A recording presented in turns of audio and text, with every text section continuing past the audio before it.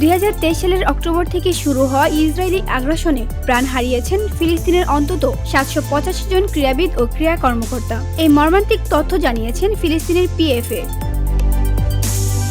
নিহতদের অধিকাংশই গাজা উপত্যকার বাসিন্দা, তবে পশ্চিম তীর থেকেও অন্তত 23 জন প্রাণ হারিয়েছেন। তুরস্ক ভিত্তিক সংবাদ সংস্থা আনাদুলকে এসব তথ্য নিশ্চিত করেছেন পিএফএর সহ-সভাপতি সুসান সালাবি।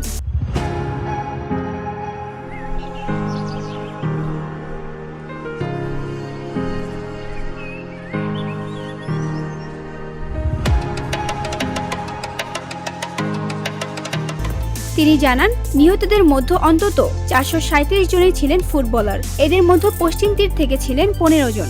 এই হিসাব করা হয়েছে নিবন্ধিত খেলোয়াড় ও সংশ্লিষ্ট কর্মীদের তথ্য এবং গাজার আঞ্চলিক দফতর থেকে পাওয়া তথ্যের ভিত্তিতে।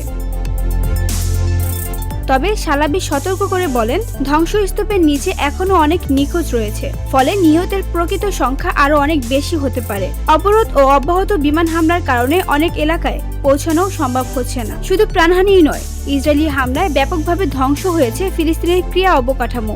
সালাবির ভাষায়, অন্তত 288টি ক্রীড়া প্রতিষ্ঠান সম্পূর্ণ বা আংশিকভাবে ধ্বংস হয়ে গেছে। এর মধ্যে রয়েছে স্টেডিয়াম, জিমনেসিয়াম এবং ক্লাব ভবন। এর মধ্যে 21টি অবকাঠামো পশ্চিম তীরে অবস্থিত। ফিলিস্তিনের স্বাস্থ্য মন্ত্রণালয়ের সর্বশেষ তথ্যে বলা হয়েছে, 2023 সালের অক্টোবর থেকে শুরু হওয়া এই আগ্রাসনে গাজায় এখন পর্যন্ত নিহত হয়েছে অন্তত 56,000 ফিলিস্তিনি। VOD Bangla news desk.